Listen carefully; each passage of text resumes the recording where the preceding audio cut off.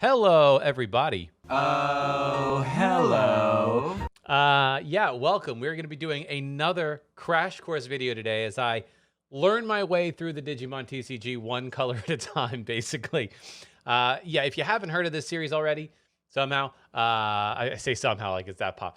Anyways, we've already done Red. Red was the first video, and then we did Yellow, which had a very good run at the tournament like a week ago or so. And with TrueChampionSteven. So, I played Yellow against him, and then he was able to go on and get top 8 2 tournaments in a row. But today we're going to be going over Blue. Now, I will say, in terms of a crash course, I sort of did a lot of homework for this one preemptively. I played Blue Omni. If you saw my last video at the Core TCG event, got top 16 with it. So I have a little bit of familiarity, but it's still fun because I'm going to be playing against TrueChampionSteven's Yellow deck that he got top 8 with at the same tournament. So you can sort of see, probably the best type of deck and format in Blue Omni against Steven's, rogue, I would say, Yellow deck. And you get to see that deck in action, which I think is really cool. So Blue versus Yellow in this battle. Thank you to TrueChampionSteven once again for agreeing to do this series with me. And also, just thank you to everybody out there who subscribed to the channel, has supported it. We've already got over 120 subs at this point. And congrats to the winner of the Omnimon giveaway as well. I've already sent the card to you. Hopefully you've received it by now. But yeah, thank you again. And without further ado, let's just get into the battles. Welcome, everybody, to another crash course. You have Steven once again coming here. With today's match is going to be Blue, the Blue Omni deck that I brought to the tournament, against Steven's Yellow deck that he went top 8 with both games. So it's going to be a really exciting matchup. I'd say overall, if I'm looking at Blue, we talk about this, I think, a bit in the matchup as well. But overall, what would you say are the main aspects of Blue that I should be keeping in mind while playing it? Blue is really just people talk about like how value purple has really powerful cards that give you a bunch of value. Blue is like the consistency color. It gives you really great options to either be very efficient during your turn or extend the plays you have during your turn to turbo into big setup strategies like Omnimon, for example. So the big selling point of Blue right now is just that it's just so consistent and can kind of essentially give you the free reign during your turn to no matter what your opponent did, you can just do whatever you want. It's pretty cool. Okay. And then your Yellow deck, it's funny. I think a lot of people in my comments are so excited to see, like when I did the Yellow deck last week, and I'm like, it wasn't even a Yellow deck that like... It was you playing Yellow. It was me. That's the problem. It was me playing Yellow, and I'm like, hold up. Next week is going to be even better. So in terms of Yellows, people are just so super excited because I think maybe they love the Digimons that are part of it, but... It's got some fan favorites. All the holy types are people like favorite types for most people. Angemon is a fan favorite, I'm sure, for most people. But really, I think like Yellow is just like in the original game for the Japanese version. Yellow was one of those colors where it was very lackluster in the first couple like months of the game coming out. But once Set 2 dropped Ultimate Power, they got a card called Shine Greymon, which is everyone's favorite card because it's just so blatantly powerful. And people were like really excited to get Yellow here in America for 1.0, but they didn't give us Shine Greymon in this set. We're getting him next set. And so everyone was like heartbroken because they thought that we were going to get Shine Greymon and like, oh, Yellow's going to be the best deck in the game. And then it turned out to be very lackluster actually with all the support they ended up getting. And so people were like, it's underrated. But when I did really well with the deck, everyone like lost their minds and like, yes, Yellow is good. All the Yellow fanboys came out from their corners and like, yes, someone saved us. We have a savior. It's great. And as a Yellow fanboy myself, I'm really happy that the deck actually can compete in this format despite having actual terrible cards in its card pool. Yeah, yes, it's a weird one. Blatantly terrible cards, like no questions, just awful cards. In the future, we'll get blatantly better ones, but for now, it's what we got. And I think too, another aspect of Yellow is like the math is not always the most efficient use of that math, and you'll see that in some of the games. Sometimes you're like using 2 cards that add up to like 15,000 DP to kill something that's like 11. Oh yeah. Like 11 or exactly. or like no, not even that, like the memory math too. Like you'll expunge 12 to kill something that only costs your opponent like 6 or 5 during their turn. You know, like people think like there's so many unfavorable trades, but the thing that I love about Yellow is that despite those unfavorable trades, It doesn't matter how much card advantage you have over your opponent. What matters is how much board advantage you have. And if you can kill something while playing something during your turn, in my opinion, it does not matter how much memory you're spending that turn, because no matter what, you can come back from any big giant play they're going for with all that memory you gave them most of the time. Well, we will see how this matchup goes. It'll be exciting. I was excited to play so it should be fun. Yeah. Yeah, well, we can just get started then, and I'll. Do you want to cut or tap? No, I'm good. Do you want to cut or tap or anything like that? That's fine. Okay, cool. So today we are going to be playing the blue deck that I took to the Core TCG tournament on that Sunday.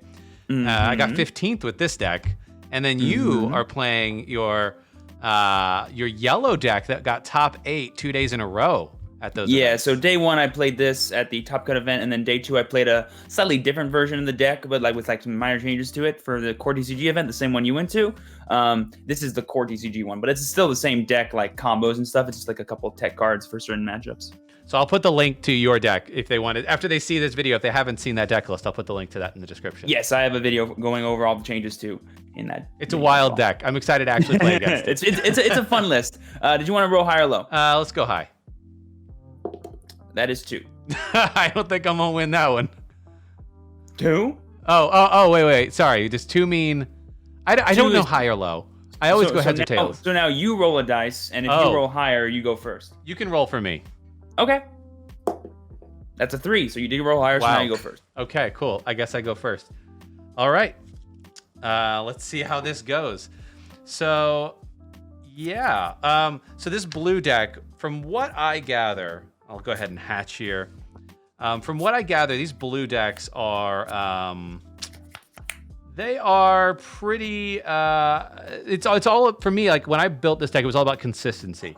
And you want to get into the Omnimon quickly and memory efficiency. But outside of that, there's not really, I don't really notice a ton of tricks to the deck, right? It has like little memory things here and there, but generally speaking, it's nothing too special. I don't know. Is there something that you see when you look at blue decks that are like, that really stands out to you as distinct? Yeah, a thing that I love is like where their aggression does come from. So if you ever play like an aggressive blue archetype, the 2 main things they focus on is either giving their dudes jamming, so that way they don't die when they attack in security, regardless of how strong they are, or they love restanding and attacking again.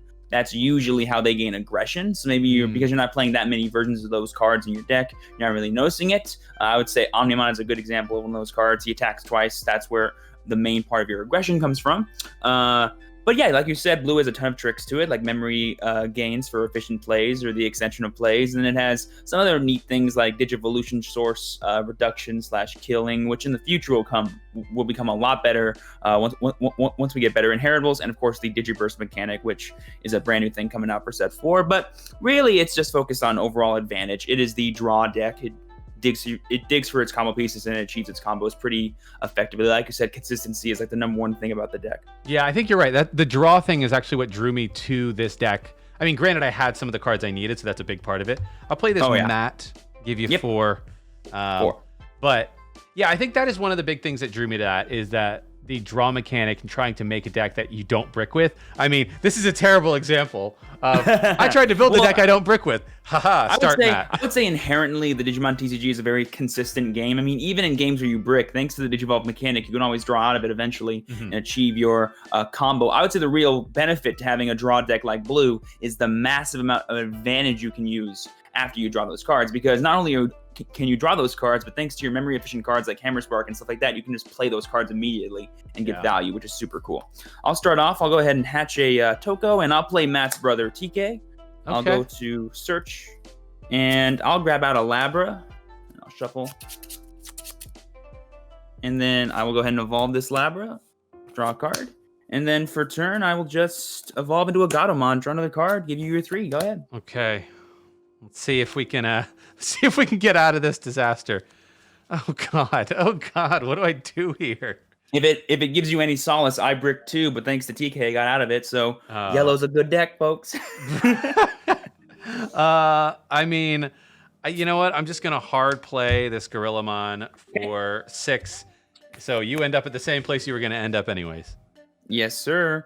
I'll go ahead and evolve. Go to 0, draw a card, and then I'll evolve into /Angemon. Give you 3. If effect target Gorillamon gets minus 8,000 DP, it's now 0. It dies. Effect of Labramon, I draw a card. Go ahead. All right. Go up to 3. Let's draw. Oh, sweet God. I don't even know what to do here. Yeah, we are just gonna hard play this Plesiomon for 10. 7. Yeah. I'll hatch. Oh, and I'll actually use Matt, and I'll get rid of the bottom. Toko's gone. Yeah. I might as well use it if I got it. Yeah, it's not nothing. Let's see. Oop. I don't think it's the worst thing in the world to do that.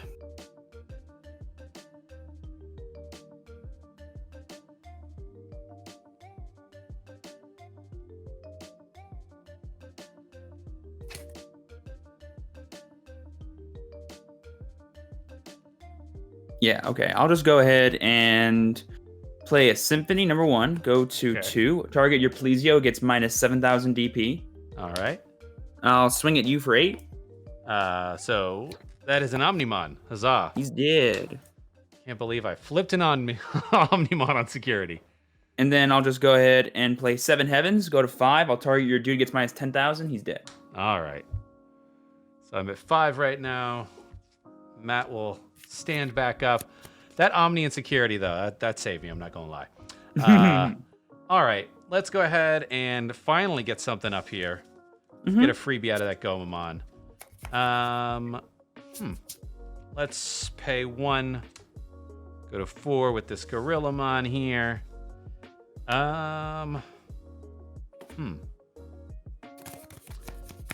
Whew. I don't even know what to do here. Yeah, I'm gonna pass. Okay, I'll go to 3.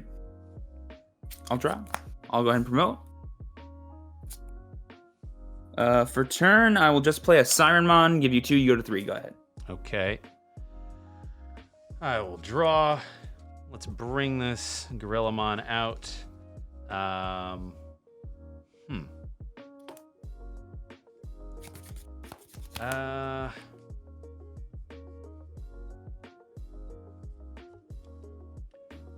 Let's go ahead and let's swing security, and then I will draw 1 for that. I'll take it. It's 6-6. He's dead. You gain 1 thanks to Goma. Go up to 4. Let's see here. And then I'll just hard play this Weregarurumon here. I'll go to 3. Yeah. I'll draw a card. I'll go ahead and hatch. And I'll use Matt and get rid of the baby underneath that guy on that one. You just love killing the big mouse boys. I see. If I'm going to be hard playing, I'll go ahead and evolve into /Angemon. Go to 0, draw a card. Target the Weregarurumon gets minus 8. He's dead. All right. I'll swing at you for 8. All right. 6. Good. And then for turn, I guess I'll just play down a Siren, give you 5. Go ahead. Okay. 5, huh? Let's go ahead and yes, hatch. Sir. Let's get into a baby. See if we can ever recover from this. I don't think so. You never know, but all I've drawn is level 6s and Omnimons the whole game, basically. Which is pretty wild. I'll just just a heads up. I have hard played an Omnimon before to win a game. It's a line of play.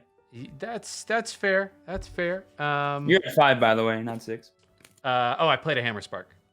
Oh, there you go. Yeah. Play that Hammer Spark.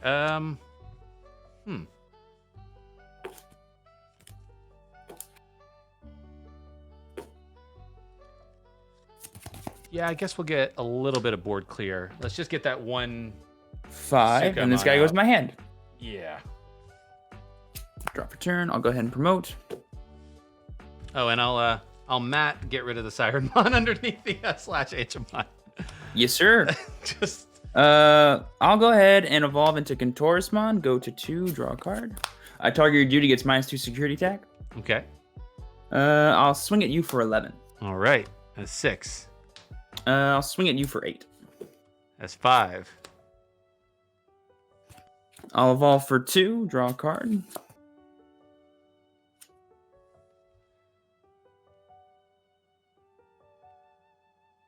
And then for turn, I'll just play a Tsukaimon. For 2. So You get 3. Go ahead. All right. Ay, ay, ay. Let's draw. Let's see. Ay. Let's bring up this Elecmon. Yep. Well, just have 3 to go off of, huh? Yes, sir. I'm not entirely sure that I can do all that much. I mean, you're gonna go to 3. Mm-hmm. Does Contourusmon have anything where he has to have something underneath him? Nope. Okay. Yeah, let's go into this Omnimon, draw, put you at 3, and get rid of the Contourusmon. Effect on deletion. I can target one of your dudes. They get minus 11,000 DP. I'll target the Elecmon. It's dead. Okay. I'll go ahead and draw for turn. I'll go ahead and hatch. I'll go ahead and evolve into Patamon. I'll draw. I'll swing with the slash at you. All right, 3. And then for game. Man, that was the brickiest game I've ever. I think I had like, oh my gosh, this was my hand. Like it was like, what was it? Metal Seedramon, Plesiomon, Garurumon, Omnimon, Seedramon. I'm like, what? What this am I is my supposed? opening hand right here. 3 Contours, a slash, and a TK. I couldn't draw out of it though. I couldn't find any. You can drawing all the cards in the world is the best, but if you just draw dead cards, it's bad. Having a search 5, add 1 is pretty good. Yeah. Ugh, that was rough. And that's actually a really good thing about yellow that I love is that in most games, if your opponent, like I would say this game, Digimon, even if you draw dead, you can draw out of it a lot of the time. But against a deck like yellow that constantly makes every card you're playing from your hand just go instantly away, it's like every single turn you're starting with an opening hand of dead cards, and you're like, anything I do, they're just gonna always punish it and control the board back. There's actually a turn where you hard played that Plesiomon, and I was like, oh my gosh, if only I had an Angemon in my hand, I could have killed your dude while playing another dude from my hand. It would have been the most amazing advantage swing ever. I didn't draw any of those cards. I was so mad. I was like, no, I have to waste 2 cards on this thing. Okay, fine, but it's dead, so that's fine. Yeah, I think that game right there was the exact opposite of the way this deck wants to play. Yeah, and that's like the sad thing. Like, I feel like if Omnimon stumbles a little bit, it usually has 0 comeback potential unless you're playing cards like Metal Seedramon or Volcanic Dramon, which you are playing, which is good. But even still, again, against my deck, it doesn't really help that much because you can only come back so much. And when you give me like 5 or 6 memory during my turn, I can instantly set you back again. And that's really hard for the deck. When I had the Metal Seedramon that one turn, I was like, I played it, but I was like, I wish you had one of them was like a level 5, and I was like, just one level too high. One level 6, level 5, and a level 2. I always like having as high of level Digimon as possible in play, so whenever I get a chance to evolve them, I do. Or whenever I get a chance just to hard play a rookie / hard play an ultimate, I'll hard play the ultimate if I can. Yeah. So that way I can have higher level stuff in play. Because if you control my board by getting rid of Slash or my babies, that's fine. I can just make bigger dudes later on. Well, let's run that one back. But I would say overall, like, I'm trying to think of like any themes that we could that like make sense to take away from, Blue or just the game in general. Well, I would say, but I would say that the main theme between these two decks is that you're really built on setting up some big play that you use to get advantage, and any stumblance of that play can really set you back a lot. And my deck punishes people by sending them farther back. And so if I can set you even further back than you already are, I can just run away with the game. I feel like is the theme. Is that if you don't find a way to catch back up against yellow, they will have complete board control over you. And then eventually, it doesn't matter how many of their dudes die to your security, they'll get enough tax in to win the game. Because they just have more dudes than you. So what made you feel like yellow? I mean, part of it was like the cards that you had access to. which is Yeah. like a weird aspect of pre-release, but I'd like to think of it as like you do the best with what you've got, but I would honestly say that even if I had like every deck possible to choose from, I still would have taken yellow at least to that first day event, because when I figured out that this deck kind of composition was a composition that I could use, that I liked and was comfortable with, I really wanted to do well with it because I thought it could do well. Also, I just love yellow personally. It's my favorite color right now in 1.0. And so I just love playing with it in general. And so I was like, it's my favorite deck. I'm going to play with it. And then day 2, I might have adapted to the meta and play like a more try-hardy deck. But this deck can be pretty try-hard if it wants to. And I like how I feel like yellow right now doesn't really have a bad matchup. Like, honestly, I thought about every deck I possibly conceived of fighting against. I'm like, I have a shot against all these decks, given a certain line of play that I could do. So I'm like, I'm going to go for that. Like, if it's choice between having just like a busted deck that can do busted things or the potential to outplay my opponent, I'm going to choose outplaying them and winning every day of the week. Yeah, it's a good point. Like your deck, it maybe doesn't have the best matchup against every deck, but it doesn't have a bad matchup. So, like, if you know how to play it and if you just play it right, you can win ostensibly any matchup, but it's just not always easiest, right? Mm-hmm. And this matchup in particular, I boil it down to a 50-50 always. Like, it's in, like, if both players understand the matchup very well and do everything they can to counter each other, it just comes down to what you draw when you draw it. And that's it. And that to me is cool, but also can make a matchup feel a little sacky. But usually both players don't either play ideally or they just don't understand the board state as it is and they misplay a lot. And this deck can severely punish misplays, but so can Blue Omni as well, which is pretty cool. I'll go first. I'll go first on this one. Let's Sounds see what good. we can do. I'll go ahead and hatch. Let's see. What do we got? Let's just go ahead and get into this baby. Draw. Yes, sir. Then we are gonna. Let's just go into this Garurumon. Let's give you 2. All right, I'll draw for turn. I'll go ahead and evolve Hachitoko and evolve into Pata, draw a card. I'll just play a TK for turn, go to 2. All right.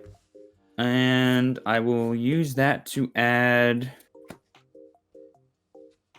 I'll add a Mistymon to my hand.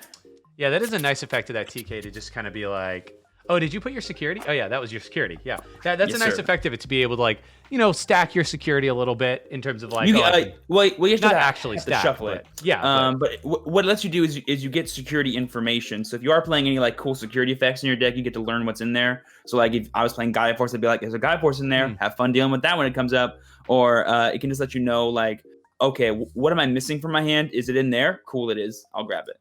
Well, yeah, but I guess when I say stack too, you can guarantee that you can remove something that's not really that useful in security. And it's maybe like... Oh, yeah. You can grab a card like that has no security effect. Where you're like, that's a good card. I want it in my hand. Let's grab it in my hand. And like put that Mistymon, right? Mistymon in security is kind of like meh. It's like... Well, he has 7,000 DP. 7,000 is not terrible. He can kill a lot of things. Yeah. Yeah. But a good example would be like an option card that I play, Symphony #1. It literally has no security effect. Yes, if it's in here, it's literally a dead card. So I might as well put it in my hand instead. All right. Let's see. Let's draw. Let's bring this Deuterino out. What do we want to do? We got 2 to work with. Yep.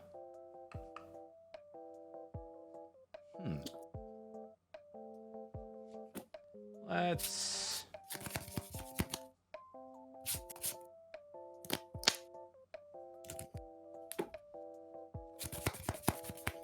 Hammer Spark.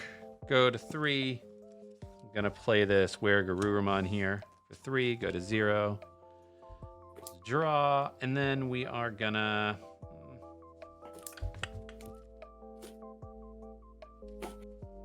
I'm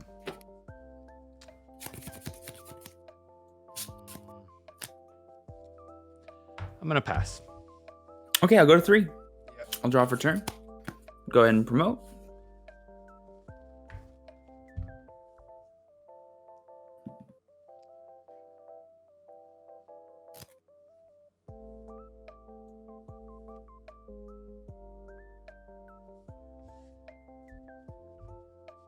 I'll go ahead and hard play a Magna Angemon, give you 4. Go ahead.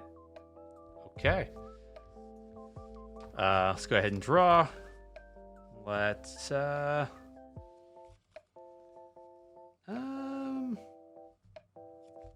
into this Plesiomon for 2. Yep. Go to 2. Draw a card. Feel free to draw. Gotta remember those things. Hmm. Let's see here. They really should print them on the mats. Like, Just draw, Digivolve, then draw. Just freaking draw. Just always draw. Huh.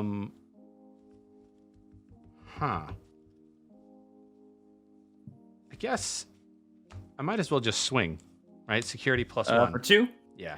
First one, it's 11 to 12, you're good. Second one, it's 8 to 12, you're good. Okay. And then we are just gonna play.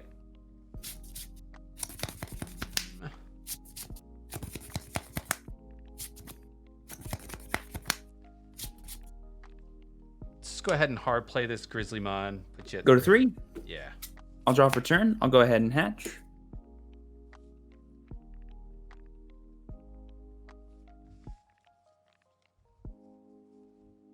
I'll go ahead and evolve into Labra, draw a card.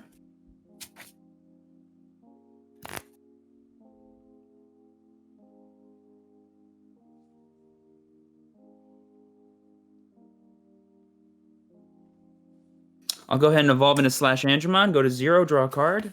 Effect, target the Plesiomon, it gets minus 8,000 DP.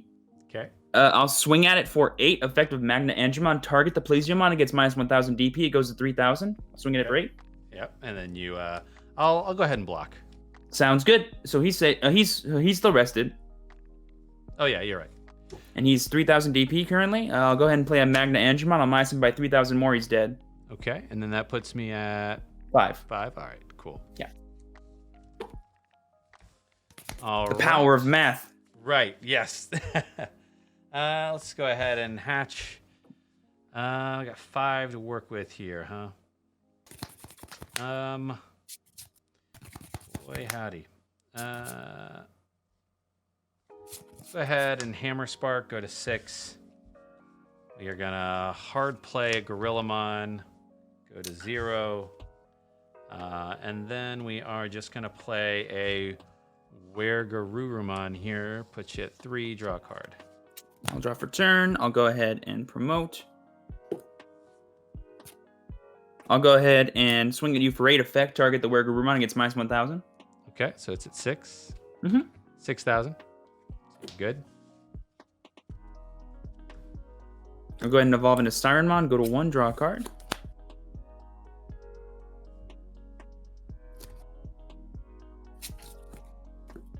And then I'll go ahead and evolve into Contorsmon. Go to 2, draw a card. Effect, target your Wergarurumon, gets minus 2 security tech. Go ahead. Okay, cool. This is actually a good question. So this has minus 2. In Pokemon, when you evolve, all status effects or whatever go away. The Digimon is still considered the same Digimon, even if it evolves. Okay. Yeah. That is good to know. Let's go ahead and go into this Lekmon. Yep. Draw a card.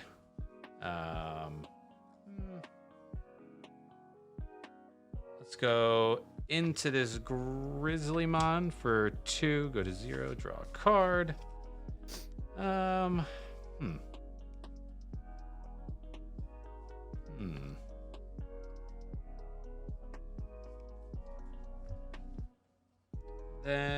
we are going to go ahead and go into Manzemon. You go up to 3. I'll draw a card. Draw for turn. I'll go ahead and hatch. I'll go ahead and evolve into Pata. Draw a card. I'll swing at you for 8. Effect, target the Wergarurumon, gets minus 1,000. 12. Dead. I'll swing at you for 11. Okay. Just a 3.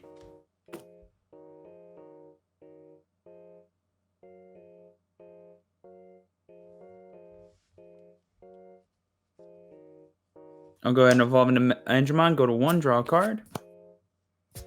And then I'll go ahead and evolve into Unimon. Go to 1, draw a card. Go ahead. All right. Let's draw. Let's see here. Let's bring up this Manzemon. Yep. I got 1 to work with, huh?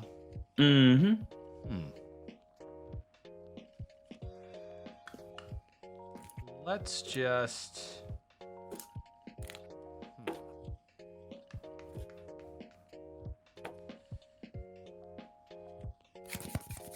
I'm trying to think. No, I'm not gonna. I'm just gonna play Metal Seedramon. Let's send Yes, the sir. Angemon and the Unimon back to hand.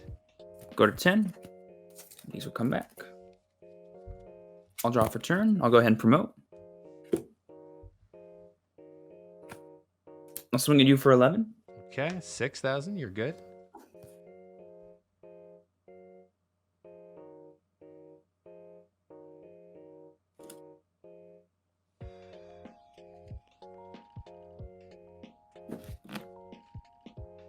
Go ahead and evolve into Repa. Go to 8. Draw a card.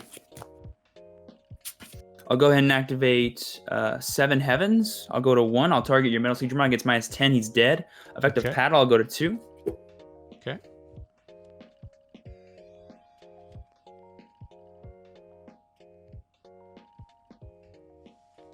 And then for turn, I will just play a Patamon. Give you 1. Go ahead. Okay. Let's draw. Let's go ahead and hatch. Let's go into this Elecmon there. Draw a card. Let's Hammer Spark. Go to 2. Go to 2. Let's go into Plesiomon. Go to 0. What do we do here? Oh, I got to draw a card. Plesiomon.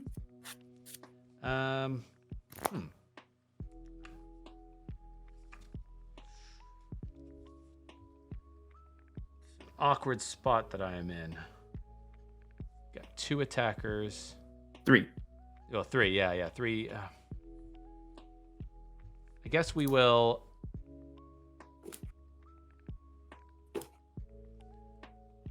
I'll swing at Contourusmon. Does it have any on deletion effects? Yeah, when he's deleted, I can target one of your dudes. They get minus 11,000 DP. I mean, that's fine. Okay, I'll target the Monzamon. It's dead. Yep. And then. Did you have a Gomon underneath that or no? Was it a? No. It was just yeah. Just Elecmon. You got it. Yeah. And then we will go ahead and go into Omnimon, get rid of Repamon. No, it's dead. I'll go ahead and draw for turn. I'll go ahead and evolve into Labra, draw a card.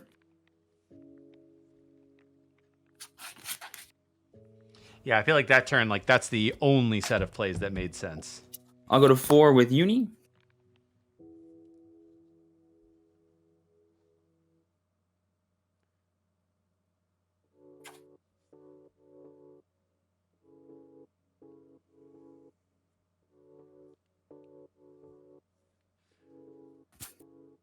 This deck is filthy. I'll play down a Siren. Sorry, a Sala. I'll go ahead and evolve into Angemon, draw 1.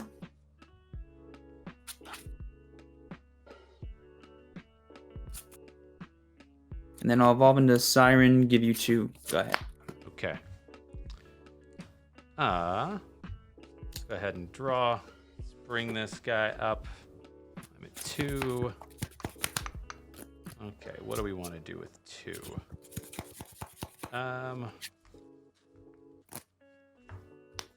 Let's go ahead and go into Gorillamon. Go to 1, draw a card.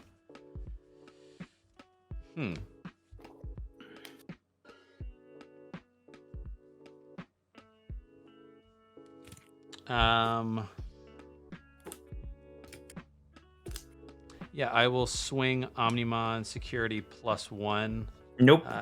Oh, no. Why? I have full sources on board. Oh, yeah, you're right. Well, I'll still swing Omnimon at security. Effect. And I will get rid of Plesiomon to reset. It goes to your hand. Oh, yeah. And I'll take the 1. Okay. 3, you're good. Let's see here.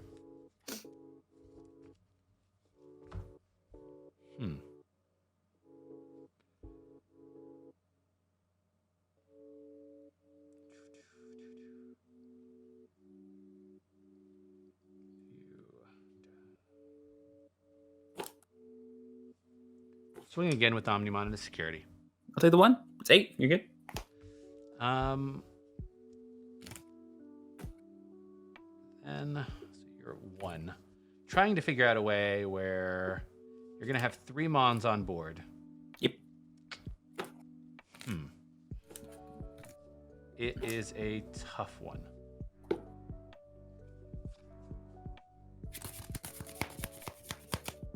Huh.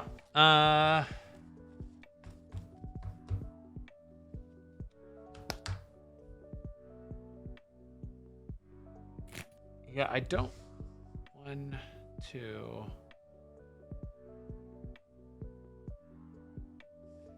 Yeah, I'm not exactly sure how much more I could do than this.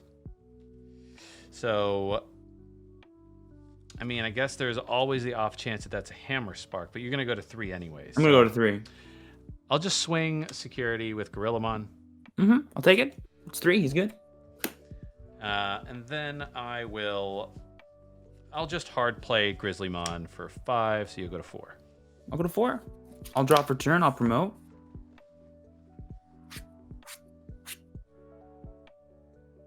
I'll swing at you for 1. That's a 1,000. Yeah. Yeah, I'll take that. 3,000. I'll swing at you for 6. I'll have to block that. And then Unimon will swing for game. Yeah, there was nothing. I think that was an impossible situation.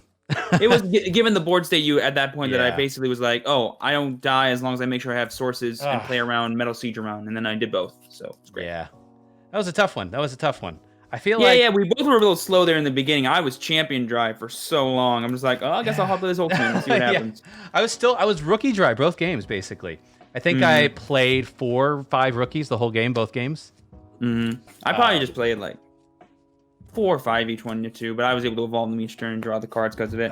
The thing that I was like really just shocked of was when I looked at my security the first time, I had 3 megas in there, an ultimate and a rookie. So that means in the first 12 cards in my deck, there wasn't a single champion. I'm like, well, do I grab this ultimate then, or do I grab one of the megas? Well, the megas are literally useless, so I'm just gonna leave them in there until I need them, I guess. So, and then eventually, when you got that first Omnimon done, I was like, it should be too late at this point. So hopefully it's okay. That Metal Siege man, I should have saw that one coming. I was like, do I evolve up the ultimate, or do I get myself my champion so I can go a bit wider if I need to?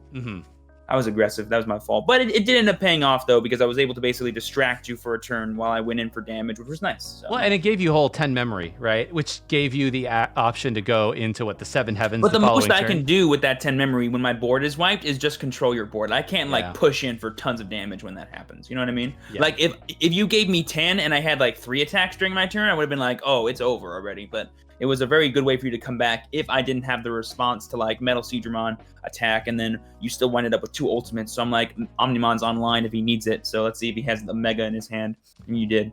But I think that was in terms of showcasing this matchup, I think it showcases that it's a lot of give and take. It's really just what can you keep on board / what I think a big part of it is making reads as well. It's in the opening turns, if I can tell you have a dead hand, I need to do everything in my power to get rid of all of your advantage. I mean, I wasted 2 cards, a 10,000 removal and a 7,000 removal just to get rid of 1 Plesiomon. That's a big neg on my part, right? But in reality, what it does is it gives me the time to just go, okay, build board, swing with dudes to the point where I can do enough damage to you. By the time you actually get an Omnimon going, it's too late. I win the game. Yeah. Because Omnimon's only scary if it sets you back. If it doesn't, and you're still winning the game, even if the Omnimon comes in play, it doesn't matter. Like that second game, that time Omnimon came in play, it didn't matter. I had already won. I just need to make sure that I didn't lose to it. Yeah, that was a good point. So, that Omnimon play that I made there, I mean, granted, it was good. It's perfect. It was like the only play, because if I don't do that, then I don't clear enough of your board. It was a perfect board. It was a perfect play, because if you didn't do it, I just would have had an even bigger board to a point where as long as I played around Omni or some volcanic BS, there's no way you can stop me from killing you. So it's fine. Yeah. Yeah, that's cool. I think it's also an interesting thought of that's the one thing I think Blue doesn't necessarily have is, and I noticed this in the tournament, was if you fall behind, to your point earlier, Blue doesn't really have too much comeback potential, especially there's not really anything in security that can really It has really powerful advantage plays, but the problem is that the way it gets to those advantage plays takes time. Hmm. And in a game where you're behind and the game state is forcing you to make sort of progressive plays, you can't just go evolve 2 dudes, pass Yeah. in the middle of the game when you need to catch back up. It's a good way for you to be like, okay, the board state's dead. Let me gain some advantage and own it eventually with my big Omnimon play, but it's not a way for you to catch back up. That's why big plays like Metal Siegramon or Volcanic are a super nice inclusion in the deck, because they are that source of, oh, I need to set my opponent back and do a big thing here. Otherwise, there's no way I win. All right. So that was the matchup. I think I'm not gonna lie. The blue did not perform as well as I was hoping it would. I'm glad I didn't have to face your deck or have that type of a couple of games on the tournament. I would not have done as well, for sure. Yeah, like in any card game, variance plays a very big role. I think both of us were kind of drawing dead in both those games for a long time. But a big thing about my deck, I think, is that if my opponent ever stumbles a little bit or they make a misplay, I can really punish that misplay, because if I make the read that they're drawing dead, I have complete control over that board now. And my deck is designed to like never let it go. And if I do let it go, it's too late. I'm already going for a game. You won't be able to beat me before I beat you, is usually kind of the race that we're playing at that point. Yeah, I think that's a super interesting aspect of, like, I was hard playing some of those level 6s even, right? Yeah, and that's actually a really common strategy too. Even when people aren't bricking, they'll just hard play their big level 6s from their hand to try and counter my strategy, because they're like, okay, if he wants to kill this, he must commit 2 cards. But what they don't understand is that I'm more than happy to commit those 2 cards, because in the process, I get to keep the cards I already have on board most of the time and then use those to attack. Like, I actually play the deck very aggressively, which is why I don't like calling it like a control/stun deck. It's not really like that. It's more like it's an advantage-based deck. Every bit of advantage I get, I'm going to use that advantage to create momentum throughout the game. And if my opponent is stumbling a little bit, I'll just run away with it most of the time. All right. Well, check out. I said it before when we were battling, but you can check out Steve's deck in his profile on his channel. I'll link to that in the description. And thank you again for coming on. And next week we're going to be doing the Christmas colors, green versus red. Green versus red. So you get to hopefully see me stumble my way through what a green deck is supposed to do. That's the whole point of this. Great things. It'll do fantastic. It'll do great. It'll be wonderful. It'll be wonderful. All right. All right, and that is going to wrap it up again for another episode of Crash Course. Like we said in the video, next week is going to be, I'm playing green, and Steve is going to be playing a red deck, very Christmas themed. Although it'll actually be coming out after Christmas, so whatever. Holiday, it's all the holidays, right? Anyways, so tune in next week. Subscribe if you like this stuff. Let me know any thoughts you have about future videos that I should do as well. And thanks again for all the support. I'll catch you in a future video. Carpe awesome.